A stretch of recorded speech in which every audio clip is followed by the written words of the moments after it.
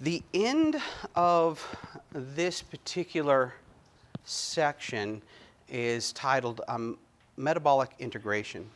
So we've been doing lots of pathways, both degradative and synthetic, and what we see as we've gone more and more into detail about these pathways is that the pathways are really differential depending upon what tissue type you're talking about.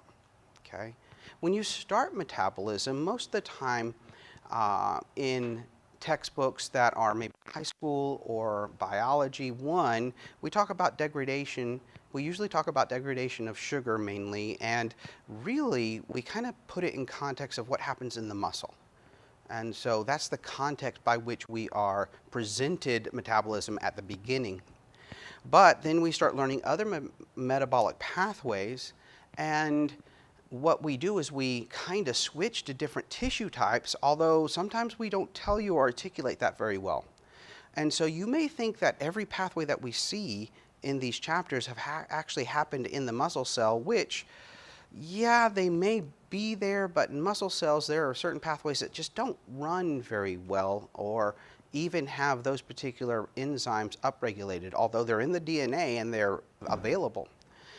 And so we start hopping around different tissue types. And so what we're going to do is look at how those tissue types help maintain homeostasis and keep the metabolic pathways stable.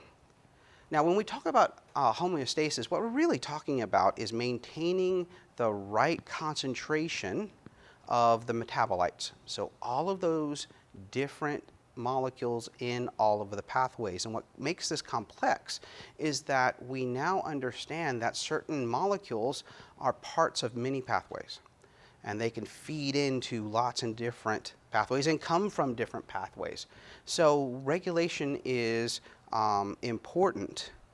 2 levels of regulation, quite frankly. One, the hormonal response is kind of a signal overall for kind of making the body go in one direction or the other, usually based upon well-fed or starvation state, lots of metabolites or lots of food or not very much food. But then we also have the allosteric effectors, in which you can give a whole signal to the entire body, but within a certain tissue type, you might go out of balance of what the hormonal response is, so the allosterics can balance it back into and even against the hormonal response, or can even speed it up and work with the hormonal response. But we're trying to keep certain concentrations at certain levels so that we can access chemical energy in the most optimal way. Really, one thing when you talk about metabolism, okay, and when you think about working out, that expenditure of energy not only allows you to work your muscles, lose weight, become more toned, but you're also exercising the ability to upregulate or downregulate pathways much more quickly and be able to access your different stores of energy better. And so when you do conditioning, it's not only physical to each of the tissues like your muscle, but it also is how well you signal or are able to upregulate the metabolic pathways themselves. Okay, so first thing that we're going to look at in terms of tissue types that are kind of interplayed here is the liver. It plays a really central role in converting the nutrients, and it interfaces all of the foodstuffs that come in. So carbohydrates, proteins, and amino acids are transformed and converted into usable forms. One thing about the liver, it is very metabolically flexible. That means it can detect concentrations because the liver perfuses a lot of the blood, and it filters through, can detect and respond to the level of upregulating the synthesis of proteins and being available and being able to start reactions very, very quickly.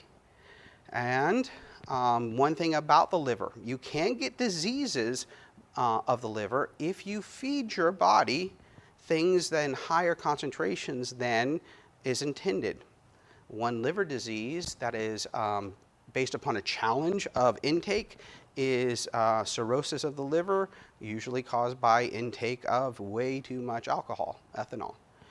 Ethanol can be processed, it's just not necessarily one of the biological molecules that's normally produced, and so overworking of that can cause damage down to the cellular level within the liver.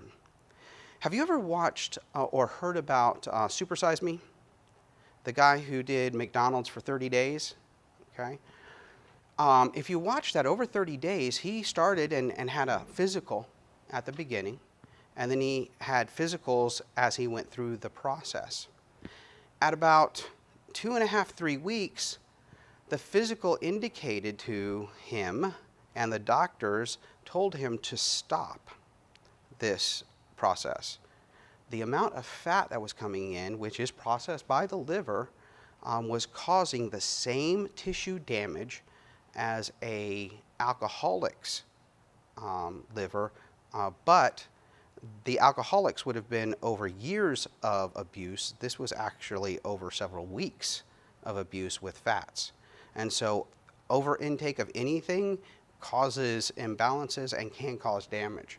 And so liver is one that works on the metabolites that come in as food, really kind of first line.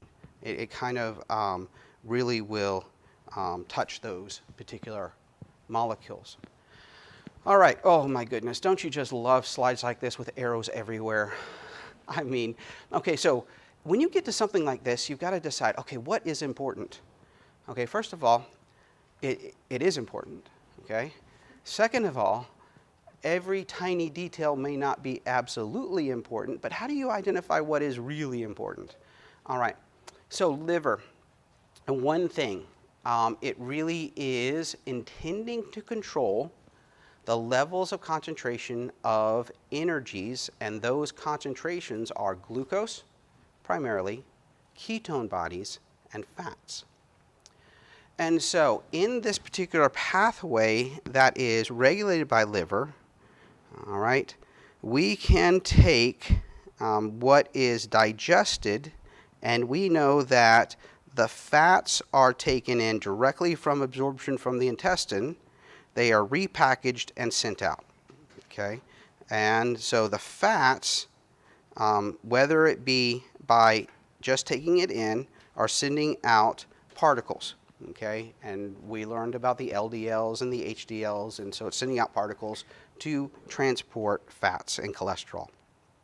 All right, the liver is also part of the synthetic pathway to synthesize these from molecules that aren't necessarily fat itself.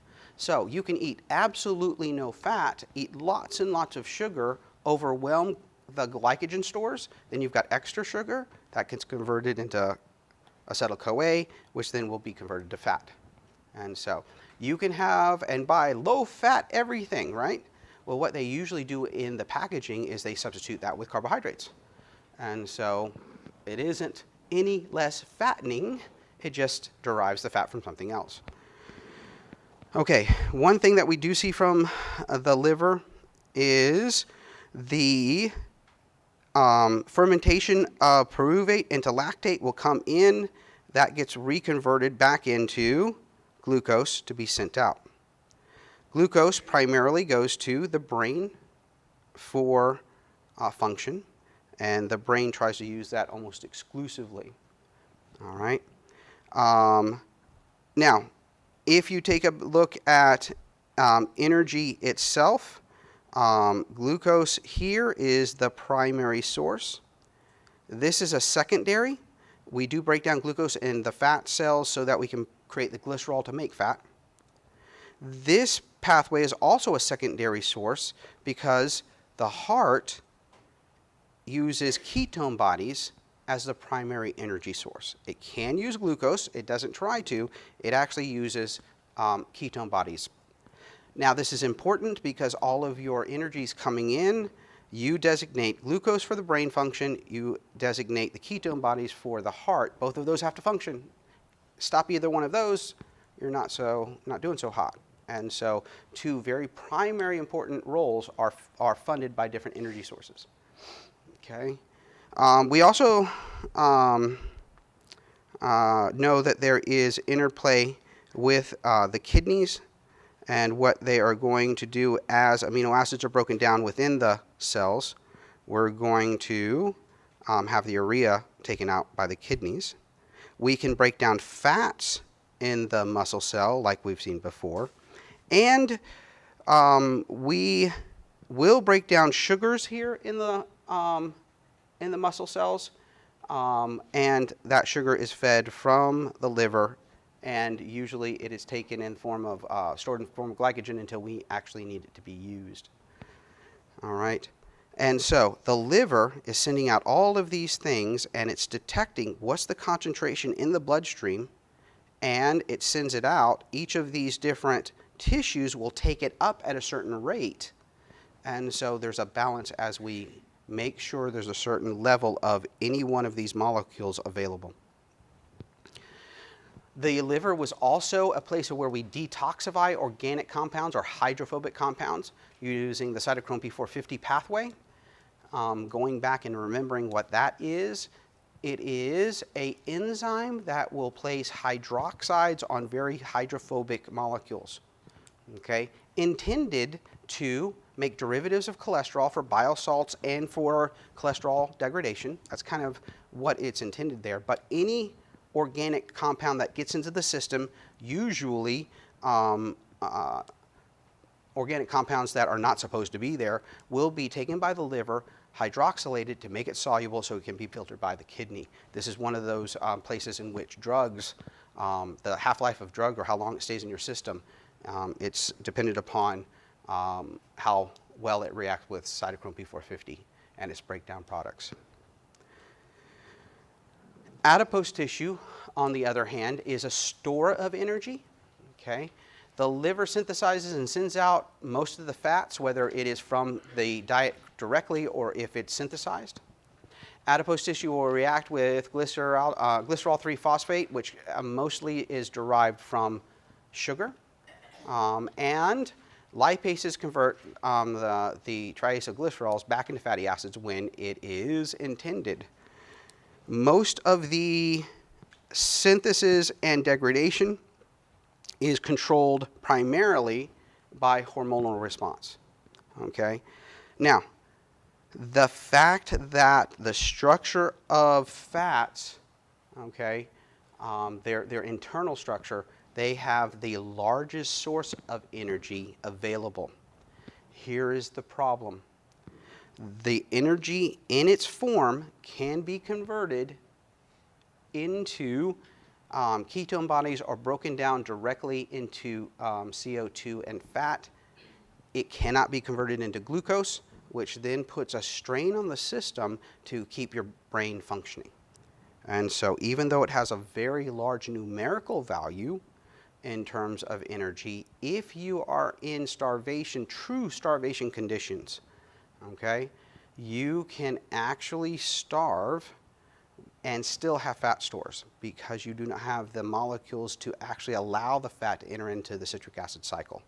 Okay, you will start breaking down muscle protein to feed the citric acid cycle to allow the fats to go in, but there is only so much muscle that you can give up before you can stop actually moving around and roaming around. And so it's hard to extract all of that energy, even though it's the largest numerical value.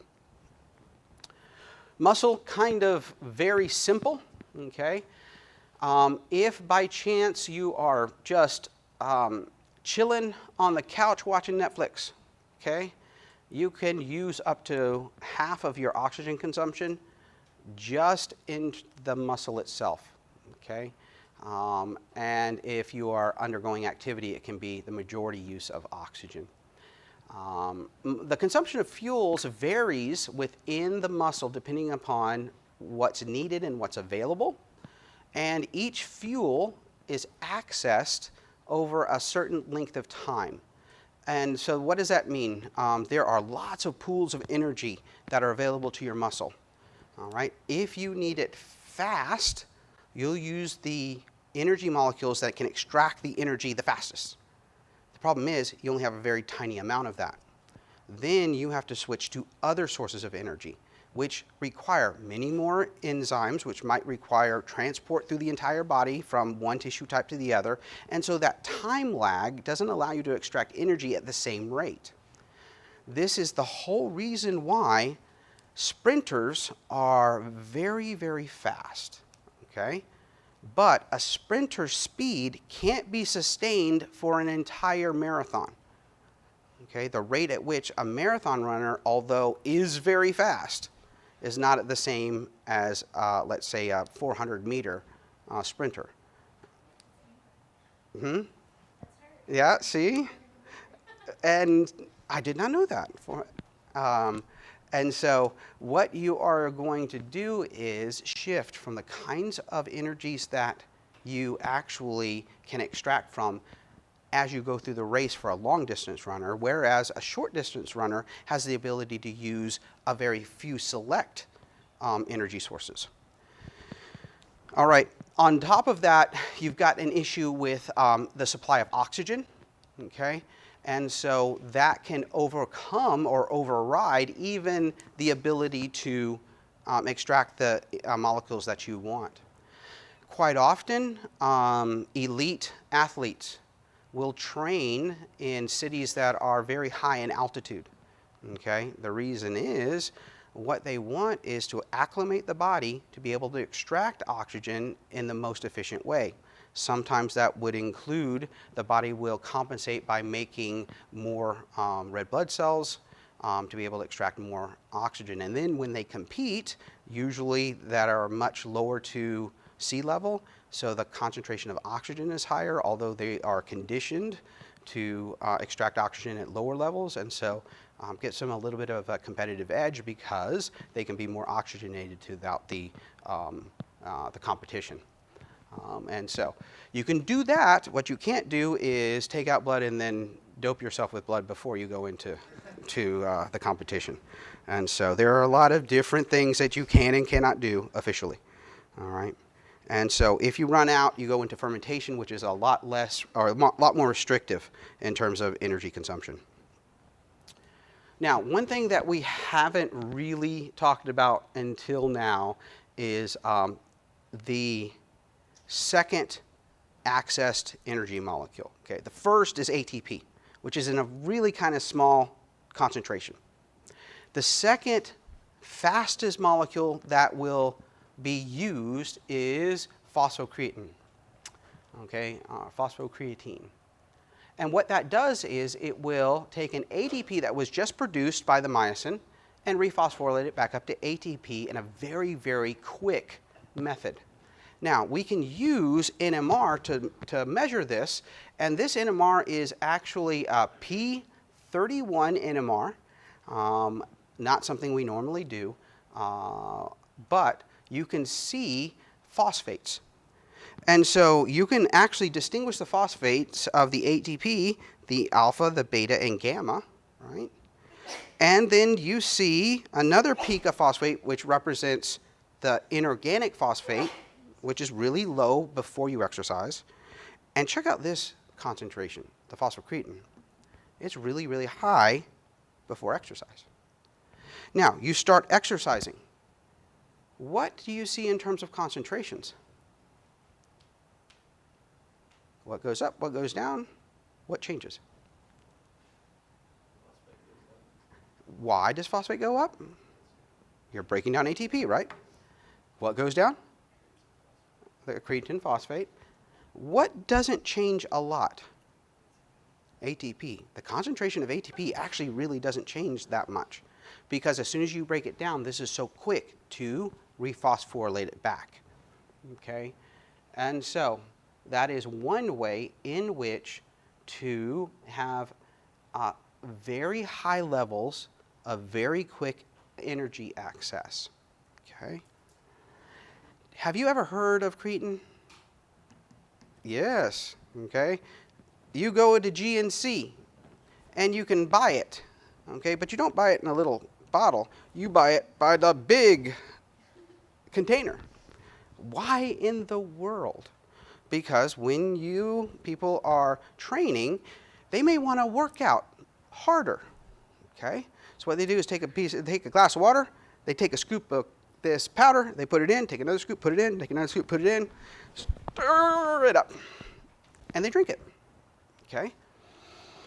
Now, what are they intending to do when they do that? What they want to do is increase the amount of, not the amount of ATP, but they want to increase the concentration of creatine in the muscle cells, which then creates a larger pool of phosphocreatine, which then allows you to do what? More energy. You can exercise harder longer. Okay? And they bulk up. Okay? Well, why do they bulk up? Two reasons. One, they exercise longer. Okay? Second reason. See this molecule creatine, phosphocreatine? Polar. So when it comes into the muscle cell, it also brings in water. Bulk up. Okay?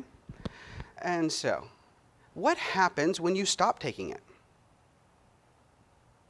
What happens to your muscle mass? You can't work out as long, right? It will leach out because it's at an abnormal concentration than the body wants in homeostasis, the actual concentration, and it leaches out water. So you lose mass real quick because not necessarily the physical muscle, the protein, but you're actually losing water. Also, you save your kidneys because you buy that big container, right? And you put the 3 scoops in the water and you drink it.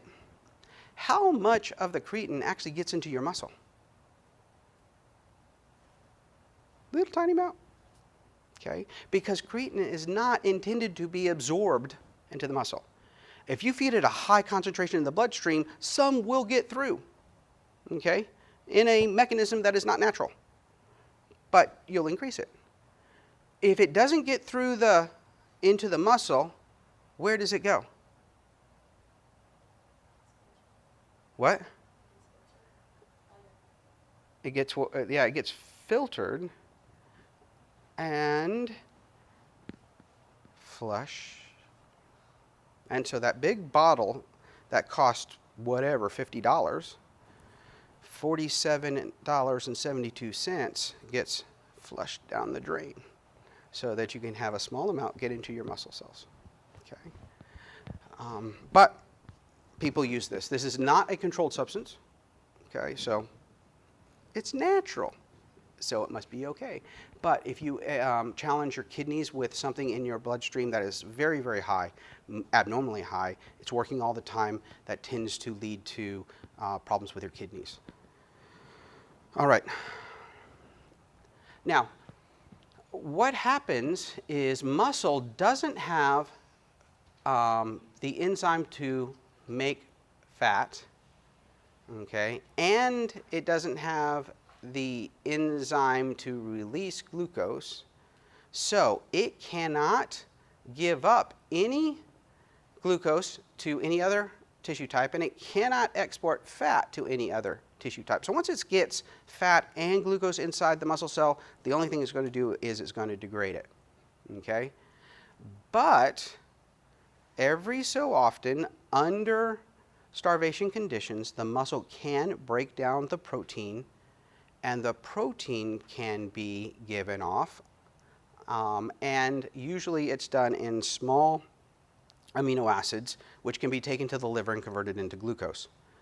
Lactate also can be taken from the muscle as a waste product of the muscle, but as a starting material in the liver to create glucose back. Glucose in the brain is the main source of energy, okay? What in the world is glucose doing? Why in the world does the brain use so much ATP? Obviously, muscle contracts, myosin breaks down ATP, right? I got that, but why in the world do you think the brain uses so much ATP? There's one enzyme that you have studied but can make a connection? What does the brain do? Nervous signals. What is a nervous signal? Physically. When you get down to it, what is a nerve signal? It is a like electrical energy, right? But it isn't like the energy necessarily that runs through a copper wire. Okay? It's not exactly like that because it's in a liquid environment. So what is the movement that represents the electrical movement? This is kind of the, okay, big picture down to the, okay, fundamentally what's happening? Yes, it's exactly polarization and depolarization. What causes a polarization or a depolarization? Movement, physical movement of what? Ions. Which two ions?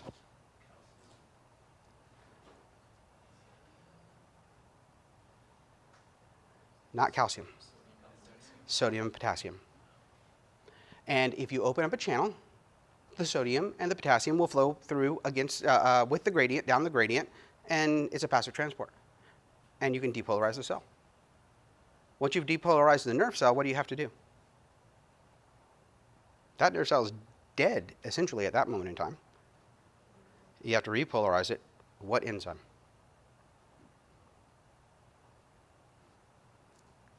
It deals with sodium and potassium. It transports antiport. It transports differentially. Yes, it's the sodium-potassium pump. 3 sodiums out, 2 potassiums in. And really, the brain is sending all of these signals or making all of these ions move across a membrane. And then the ATP is used to repolarize them back and create the gradients again. So that's where all of that energy, the ATP, is actually used in the brain. It's not contracting, okay? Although sometimes it feels like it, especially in the middle of an exam, right? But it is moving ions across membranes, creating gradients. All right. Only under very extreme conditions can you use ketone bodies. But you are, oh, good night, have mercy. I hate that. I ask a question and it's right there on the slide. All right. We can use ketone bodies under extreme starvation conditions. Now, we're talking about metabolites moving around. Well, how do they move around? It's in the blood. And so an adult has 5 to 6 liters of blood. It seems, I don't know, does that seem like a lot or a little? Yeah, I mean, it's 3 2-liters. You know, that doesn't seem like a whole bunch of blood, but goodness, watch a movie and someone gets cut. How much blood comes out? It just seems like it never ends. May not be proportional, okay? And so mainly the blood consists of water. That's the majority. Then you have the solid stuff in there, okay? And if you take a look, the solid stuff is made up of basically proteins, okay? And the proteins that are in the largest concentration are the red blood cells. The leukocytes are what? Part of?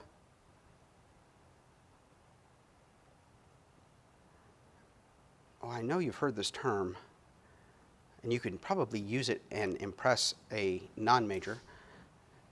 But do you know what a leukocyte is? Part of what system in the body? The immune system. And then platelets are intended to clot. Okay, so those are the proteins that are roaming around, along with some other things, including the albumins that carry fat, along with all of the proteins that are embedded in the lipid carriers. There are also IgGs themselves, the antibodies, and other proteins that are part of clotting.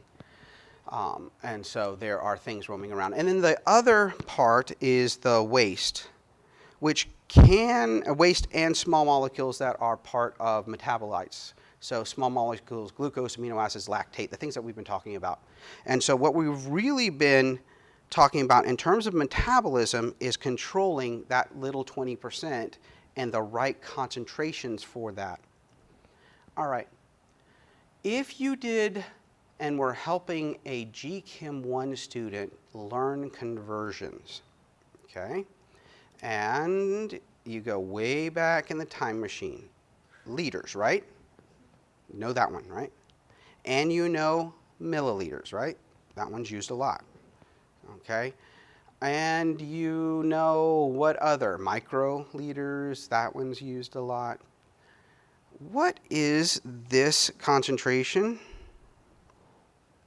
with a little d? That one is in the chart. You learn it, but you hardly ever use it.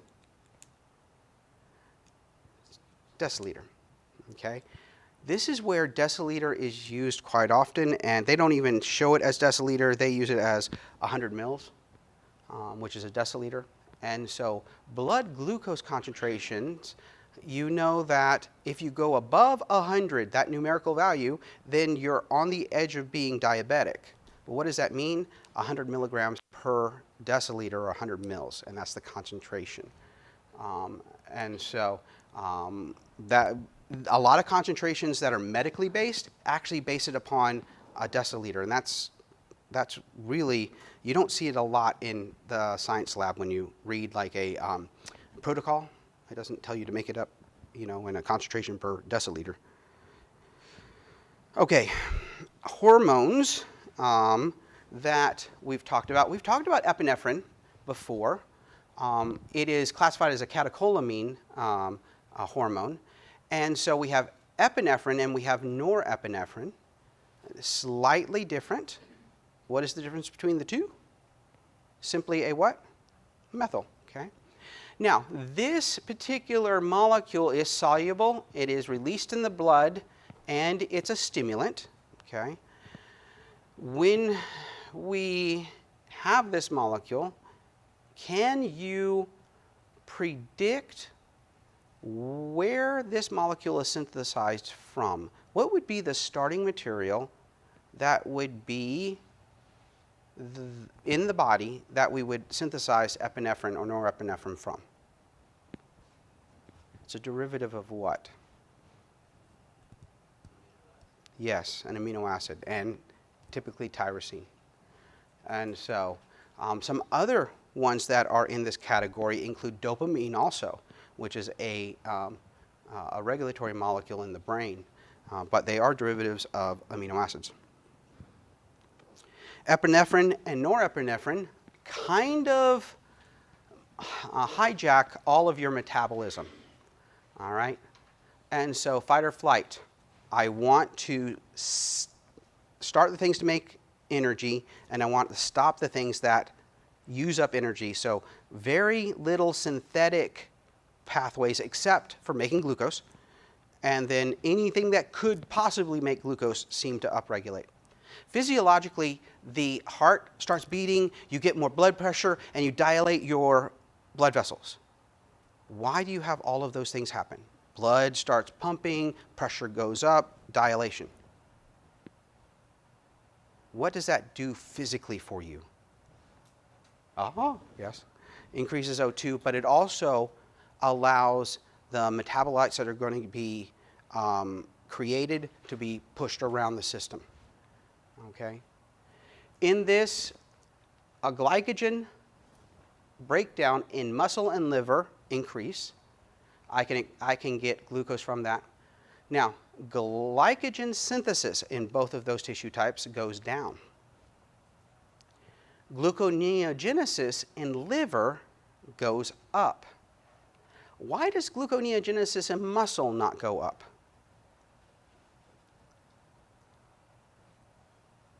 That would seem reasonable, right? Well, muscle doesn't have that pathway very active at all.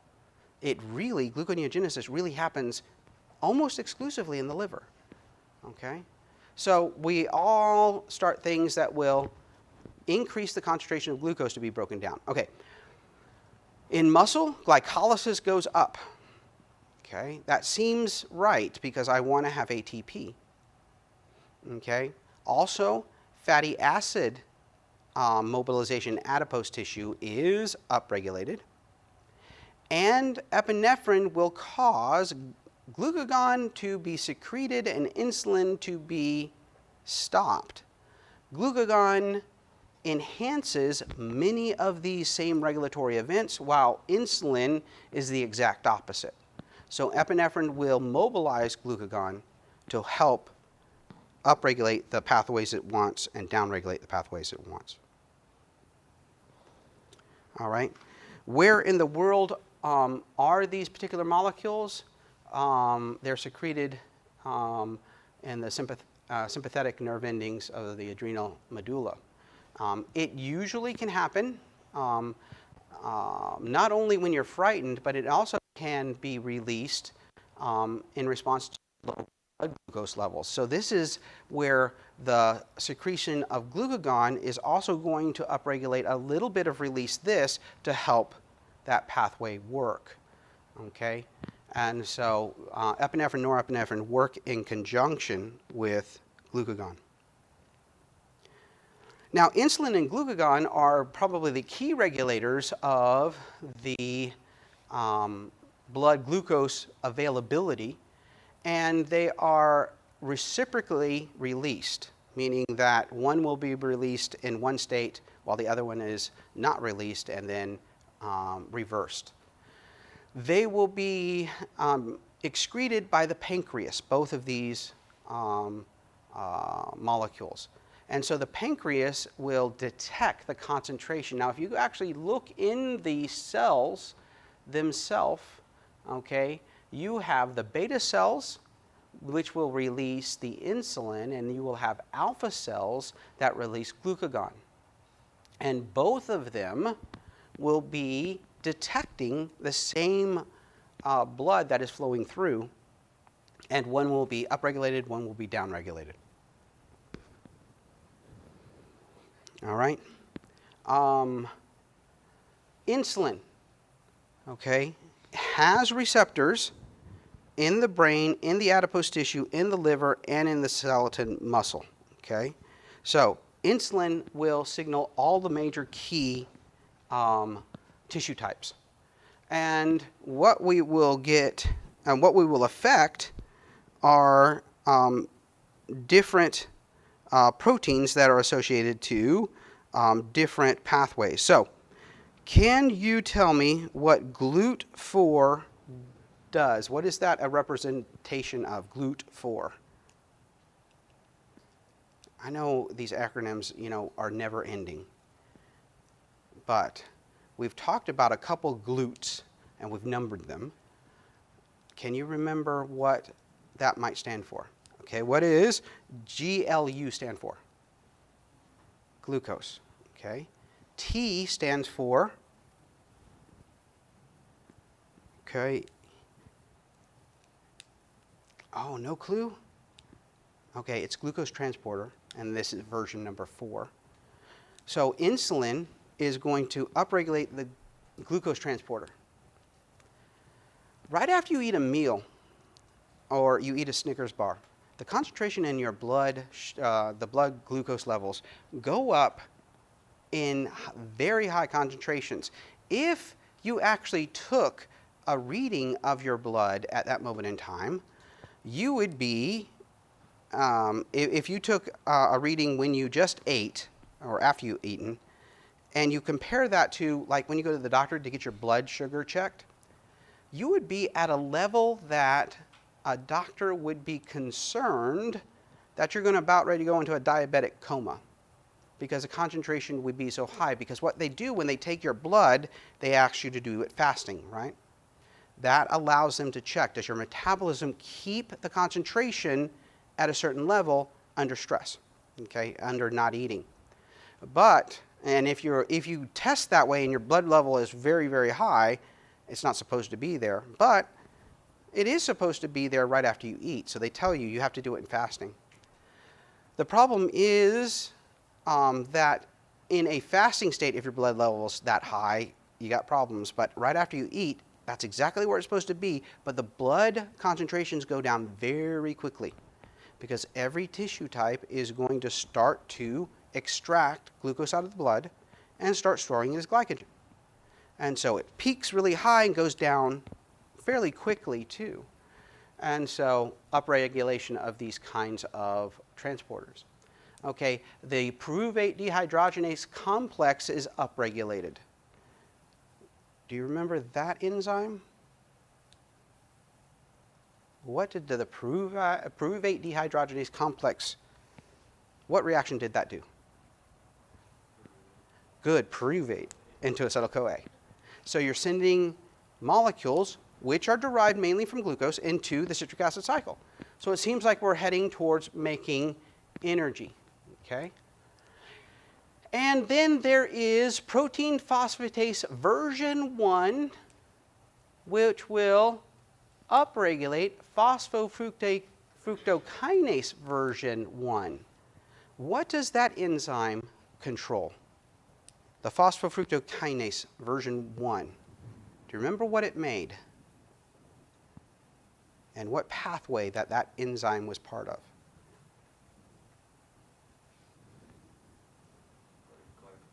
It's glycolysis, and it makes fructose 2,6 bisphosphate, which makes glycolysis go very quickly. Okay. Also upregulates the glycogen synthase. Right after a meal, your muscle will take up lots of glucose, but that doesn't necessarily mean you're going to be running. And so the first thing we really want to do is store glycogen as much as we can. Glycogen phosphorylase kinase and glycogen phosphorylase, these are the control points to break down glycogen, so they are turned off. All right. Insulin will treat the liver also. And what it will do is upregulate glucokinase, which starts to trap glucose in the liver.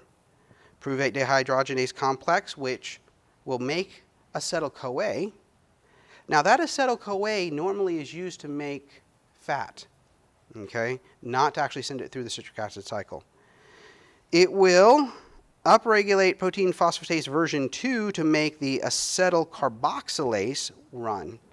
What is this an indication? What pathway does that reaction is a part of?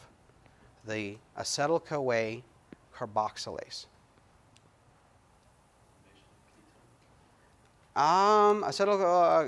It will make oxaloacetate, and that's part of gluconeogenesis. And so that's kind of interesting too. The protein phosphatase version 1 is the same thing about upregulating glycolysis. Same with the glycogen synthesis. The same with glycogen breakdown. And it will stop the fructose 1,6 bisphosphatase. And it will take this molecule and not send it down through glycolysis completely. It will send it for synthesis in other areas. So it upregulates conversion to this molecule, okay, and it will stop it from being broken down. Adipose tissue brings in sugar, okay. It will also cause the enzyme to make fat, stop the enzyme to break down fat.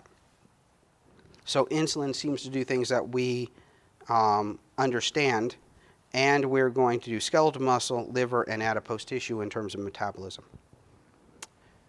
Glucagon is the opposite of insulin, but wait a minute, take a look at this. Insulin does skeletal muscle, liver, and adipose tissue, right? Glucagon affects liver and adipose tissue. Why in the world, okay, does glucagon not control muscle, which insulin-controlled muscle? Simply this: muscle has no glucagon receptor. So it can be in the bloodstream, but if there's no receptor, we're not going to have any regulation. And if you actually take a look at everything in this particular case, we're going to do the exact opposite, okay, from what we did before. We're going to tend to export glucose, okay, and we're going to have glycogen broken down in the liver, and we're going to cause gluconeogenesis to increase. In terms of adipose tissue, we're going to have the fat exported, okay. In starvation conditions, we try to use the energy sources of glucose from the blood and fat from the adipose tissue. We wait to use protein breaking itself down, conceivably to do this. You are not eating well, you need to go hunt. To hunt, you need to have muscle mass and be able to move, and so it gives your body the best opportunity to gain more calories by being able to move around and gather more calories. Okay. These receptors, the peroxisome proliferator activating receptors, the PPARs, okay, that's interesting. There are 3 versions of this, okay. They actually will form receptors in cells when fats are mobilized. And when fats are mobilized, they bind to these proteins, and those proteins will then bind to these receptors to become transcription factors to create enzymes that will better metabolize the lipids coming in. And so this is another detector of how to use your energy sources better. Okay, they will affect different tissue types, and each of the different versions will start different pathways. And so they will affect liver, adipose tissue, and skeletal muscle.